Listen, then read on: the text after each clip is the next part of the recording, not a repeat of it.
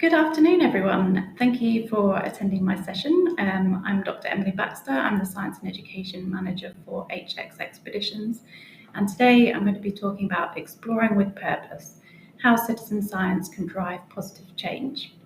So I want to start by just asking you to imagine that you're standing on the deck of a small expedition ship in the midnight sun. The ocean is quiet, icebergs glow in the low light, and a whale surfaces nearby. And your photo of that whale might help scientists track its migration across the planet. This is Exploring with Purpose, and today I'd like to show you how guests with HX can help drive extraordinary scientific change.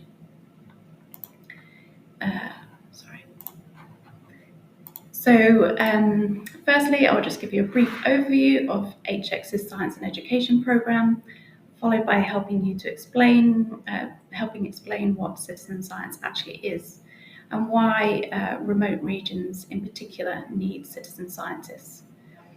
I'll then go on to talk about how guests can become citizen scientists on board, and finally how expedition cruises can become a platform for positive change through citizen science. So travel has evolved. People no longer want to simply see a place, they want to understand it, protect it, and contribute to something greater. Science and sustainability is at the heart of everything that we do at HX, going right back to July 1896.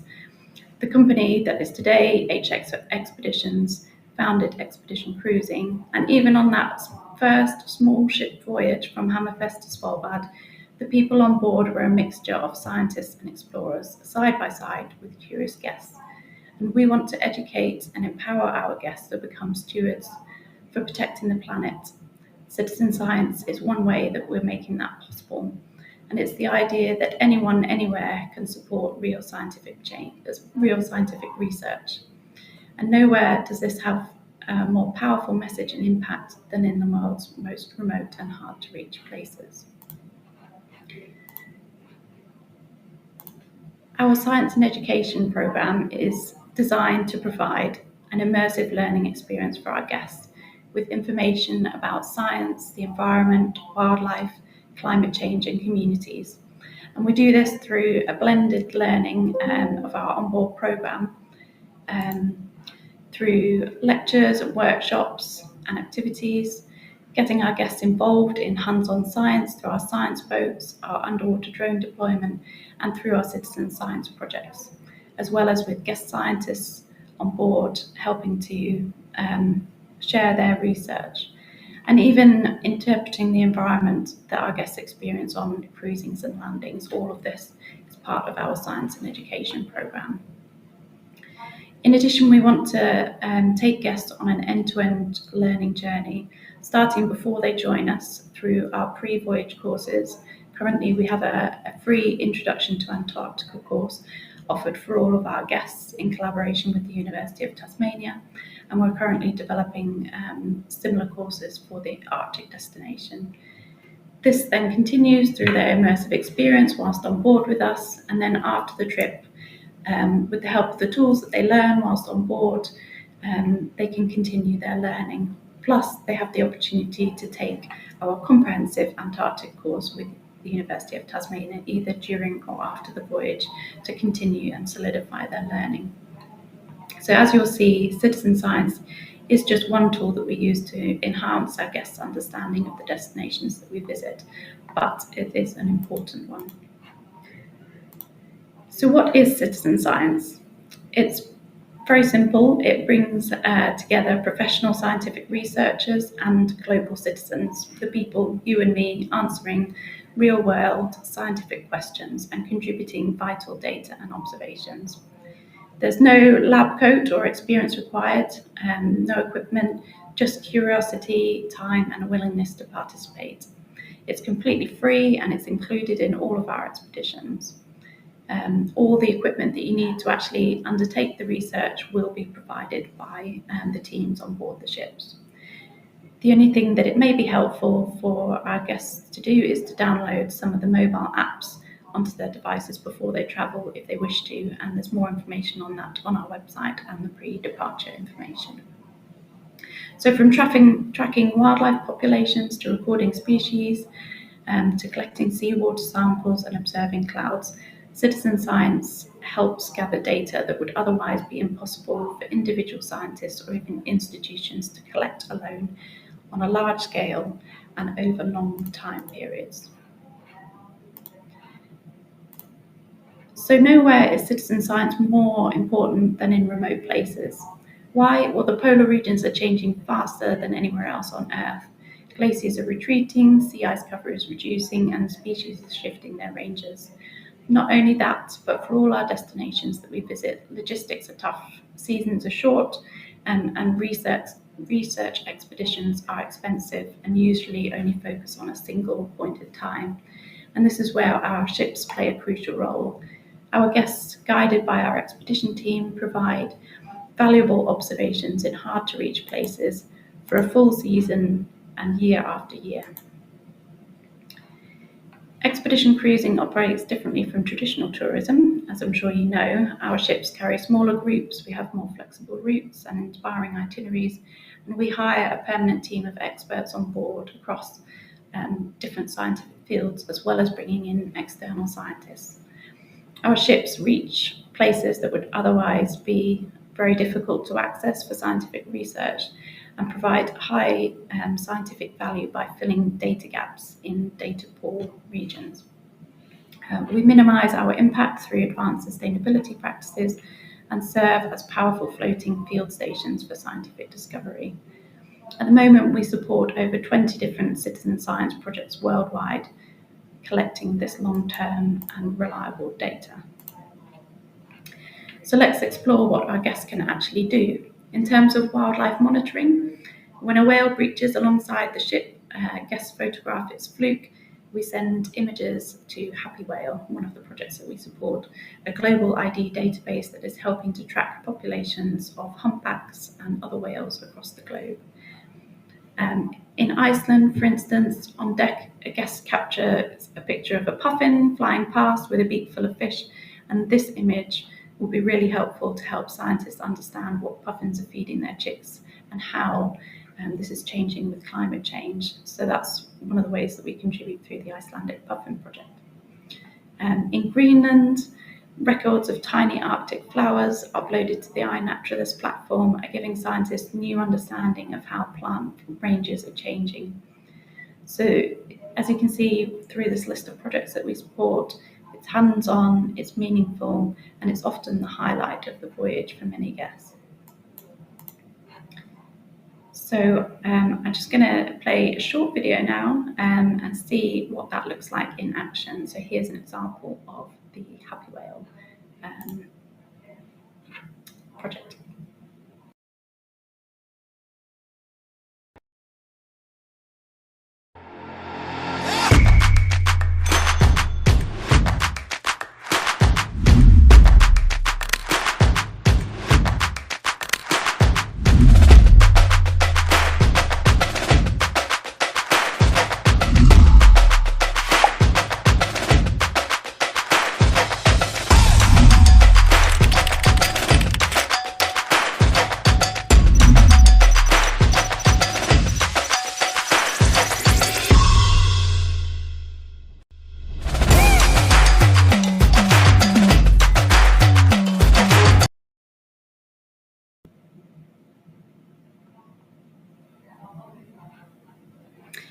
So in terms of contributing to environmental monitoring, we have a range of projects that fall into this category as well. Our guests often gather on deck alongside our environmental scientists to stop, look up, and take notice of what the clouds look like today. And why is that important? Well, they observe and photograph the types of clouds and the altitude that these clouds are at, and send that data to NASA, who email back when they match it to photos taken from passing satellites. These images help NASA to sense check what the satellites are getting and track how clouds are changing with the climate, particularly in polar regions, because when you take a photo from above, it can be impacted by the snow and ice that is beneath it. So the act of us simply being there and being able to look up is incredibly important for sense checking that scientific data.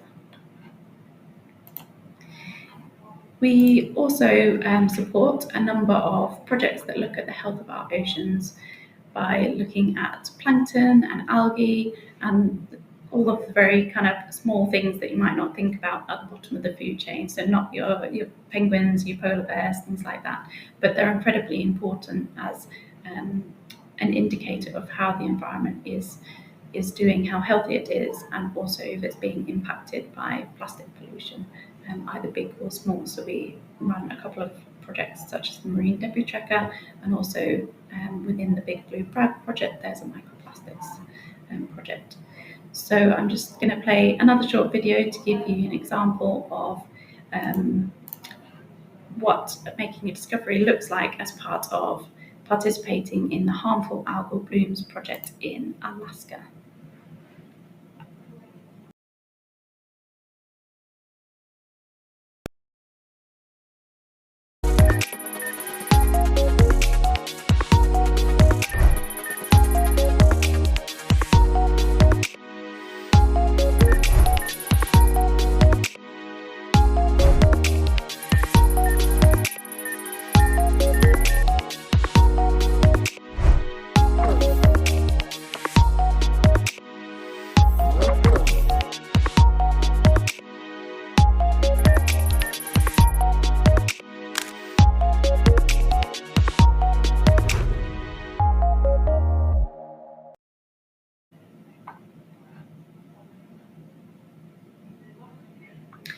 But on every voyage, guests get to participate in collecting data and samples for a range of projects whilst participating in our science boat.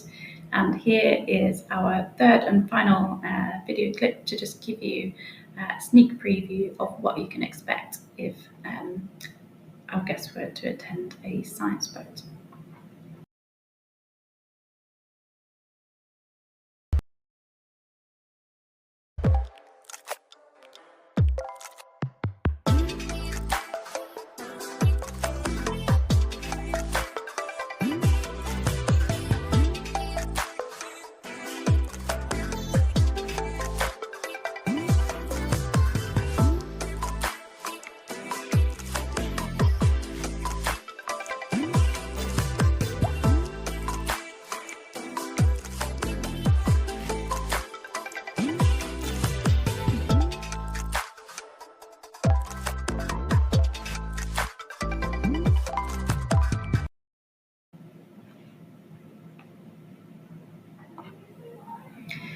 So in 2024, HX teams and guests made a staggering 30,677 citizen science data submissions. So those are individual data submissions, which I hope you'll agree is quite a lot.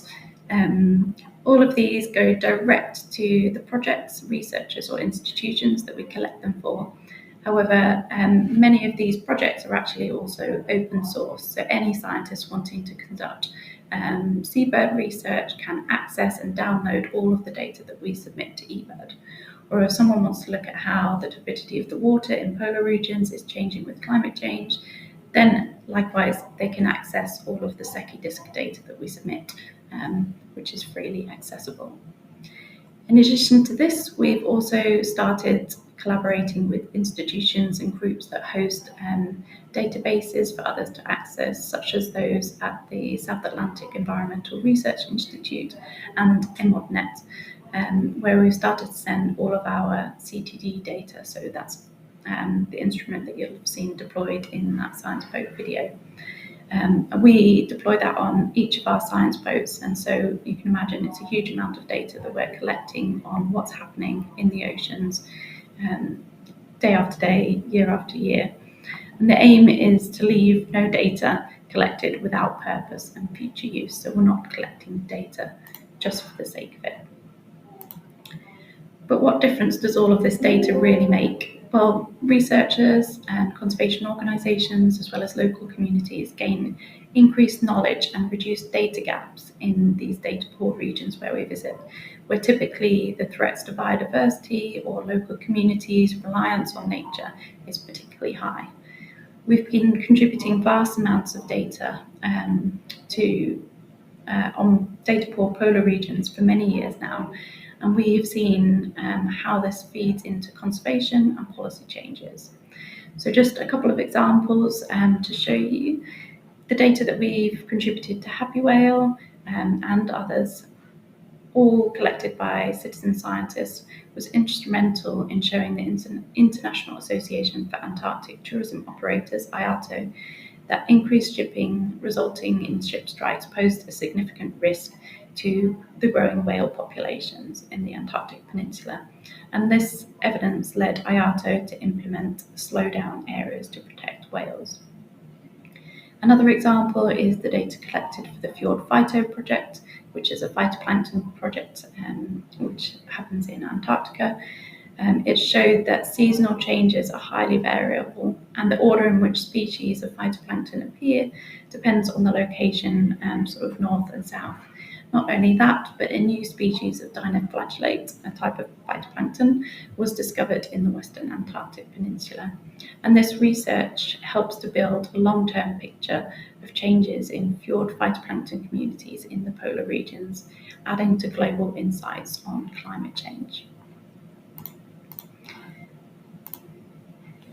By engaging in the science and education programme, our guests undergo transformative learning. They gain first-hand experience of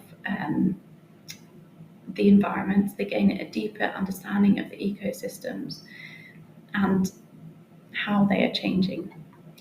For some guests, taking part in a science boat has allowed them to live a lifelong dream. People have told us that they find it enriching to see scientists conducting their research and empowering to get involved. It gives our guests a sense of contribution and connection to the scientific process.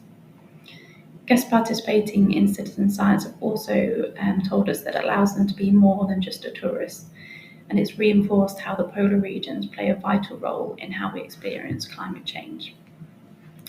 And obviously all of this is important to promoting environmental stewardship and reducing feelings of climate guilt, of wanting to experience such remote places before they change or before they're gone. Ultimately, we need people to experience the places we want them to help protect, and our programme helps to create these ambassadors for the protection of the planet after the voyage, whether that's continuing to contribute to citizen science from home, reducing their use of plastics, or making sustainability improvements to their home, and even having conversations with their children, with their grandchildren, and within their communities and places of work. At the end of our voyage, we like to kind of keep engaging our guests. They receive the HX logbook with a selection of photos from our photographer, an interactive map with a daily recap, but also importantly, I would say, the science and education report.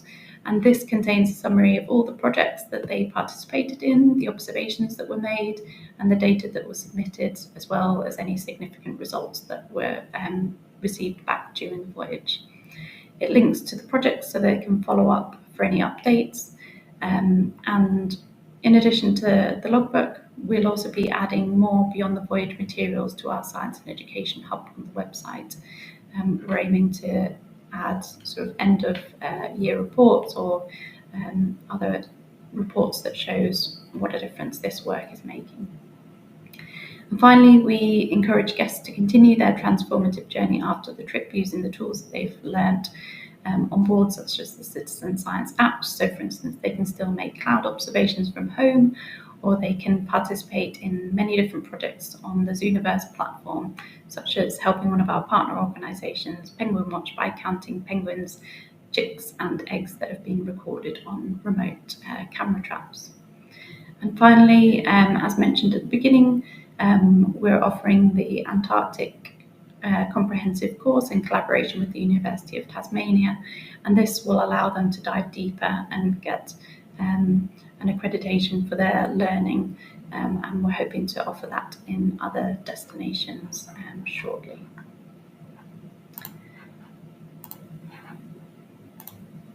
So citizen science and marketing, so this is the bit that might be relevant for you. It's probably not the initial reason that someone chooses to buy an expedition cruise. As we all know, it's probably more likely the destination, the wildlife, the adventure, or the ship that is most influential for people when choosing a voyage. The term citizen science can also be quite unfamiliar or misunderstood, and that's where your in-depth understanding of what we offer, hopefully now, comes in. That said, our expedition guests tend to be intellectually curious, environmentally conscious, and motivated by learning. And as such, highlighting citizen science aligns really well with these values, signalling our authenticity and purpose. It also boosts engagements with the guests who, as previously mentioned, feel more connected and typically rate their trip more highly due to their participation in citizen science. And finally, it differentiates expedition cruising from traditional leisure cruising, reinforcing that sense of exploration and their personal contribution. And in this area, HX are continuing to lead the way in terms of the number and breadth of projects that are supported. So I've just rounded up here by giving you my top tips for selling. Hopefully now you have a better understanding of what citizen science is, and you'll be able to pass on that vital knowledge to the customer. Then you can use this knowledge to integrate citizen science messaging that strikes a chord with their personal motivations and emotional drivers for expedition travel, as well as the benefits that they'll get out of it. For example, how it highlights a deeper engagement or more meaningful travel. So people can contribute to real research while exploring Antarctica, or deepen their expedition experience through getting involved with hands-on science. We would emphasize that participation is optional and no experience is necessary, and this kind of activity enhances the adventure rather than replacing it being a relaxing holiday. You can use some of your knowledge on the specific projects that we offer to offer simple and compelling examples of what guests can get involved with to make it easier for them to visualize. And some destinations themselves especially lend themselves to citizen science, and you can use that to highlight it when tapping into what people already know about these locations. So Antarctica, there are a lot of projects that support monitoring whales, seabirds, penguins, climate data. Similarly for the Arctic, there's a lot of projects on bird data and the aurora. So it might help to position these itineraries as more immersive or value-rich in these areas where we support more citizen science. However, it is important to note that citizen science opportunities exist on every voyage that we run. So we run Happy Whale, eBird, the NASA Globe Cloud Observer, SekiDisc and iNaturalist on all of our voyages. So with that, I think I'll hand over to you and ask if you have any questions. Fantastic. Thank you, Emily. It's brilliant to see all of the positive impacts that customers can have when they travel with HX and take part in citizen science. It's brilliant. Yeah. Good. Okay. So I have a few questions of my own. I was just wondering, what are your most popular citizen science projects on board HX, and why do you think they're such a hit? So I'll probably go with an obvious one to start with. I mean, people love, the charismatic marine mammals. So Happy Whale is always a hit. People love being out on deck, watching marine mammals. Obviously, if they get a good picture, knowing that they can then send that in and that could be helpful. So that's obviously always interesting. But I have to say, it's probably the things that people don't expect to learn about that are the most interesting to them when they come on board. So the projects that are looking at plankton, like Fjord Phyto, we take samples, water samples out there in the chilly waters in Antarctica, and then bring them back on board to our science centre to look at under the microscope. And people are just blown away by the tiny world that lives in a drop of water. So I think that kind of participation is really eye-opening for many guests. They just don't expect to experience that.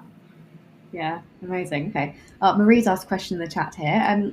What's your favourite destination for Expedition Cruise? Oh, that's quite difficult. I've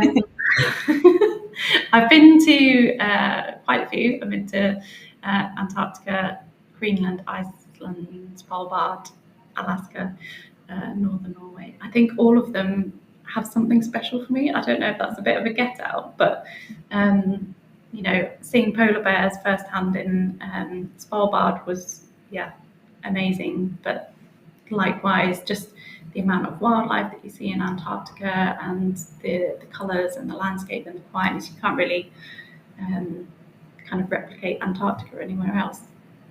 I mean, Alaska was also amazing. We had 300 whales surrounding the ship at one point, and we just sat there and watched them for hours. So I don't know, each one has a special memory in my heart. There's a special moment on every expedition cruise. It is something I'm getting from this fest. Daryl's asking about minimum age. Is there a minimum age for guests travelling on HX? I will have to defer to my colleagues, but I believe it's 5. And I think there are some forms that need to be filled out for children. I think it's 5, but I'm sorry, that's probably a little bit outside of my area of expertise. No, there's no problem. Thanks for sharing anyway. We can always update in the chat if there's any different. Great. And then in terms of new citizen science projects, do you have any on the horizon in the pipeline that agents can have on their radar? Anything to tease for us? Well, the Hub project that we showed the video of is a new one that we just started this year, and the Marine Debris Tracker is also a new one that we've been sort of participating in. I haven't got any teasers upcoming, but we're always looking for opportunities. So, I mean, likewise, if anyone on the call knows of any projects, we're always open to kind of starting more collaborations and making sure that we're exploring with purpose. Amazing. Okay. And then in terms of like customer feedback, do you have much insight into how these experiences with the citizen science projects are received by customers? Do you have any kind of anecdotal evidence to share of why there's such a success? So, I mean, we do get feedback directly from the customers, which I've shared some of it in my presentation. So people have definitely said that it allows them to be more than just a tourist. They've been able to participate, but we also support a lot of different social science projects actually with our guest scientists that come on board, and lots of them are looking at how guests' participation in activities such as these are sort of helping to benefit them. So there's definitely a lot around kind of changing and challenging people's perceptions, but also the benefits that it brings to people. I mentioned kind of climate guilt and things like that. Lots of people dream of traveling to Antarctica or the Arctic, but they're kind of hesitant about it at the same time because they're sort of environmentally minded. So I think being aware of that and being involved in projects such as these, it sort of gives them a sense of purpose. Absolutely. Yeah, I couldn't agree with you more. Okay, well, we are just about out of time now, but Emily, thank you so much for joining us and for sharing all of your insight into citizen science. It's been fascinating. You're welcome. Thank you very much for having me. Great. And agents, thank you so much for tuning in for yet another session. If you haven't answered the questions in the polls tab yet, please do not forget to do that. All of the previous sessions have polls in as well from today and yesterday. So tomorrow we've got another day of TTG Expedition Cruise Fest. It's our penultimate day, but we're starting our supplier training presentations tomorrow. So these are all the Expedition Cruise operators are going to come on to everything you need to know about how to sell that specific operator. So we're kicking off tomorrow at 10 a.m. with AE Expeditions. So don't forget to come back then and have a great rest of your day, and we'll see you tomorrow. Thank you very much.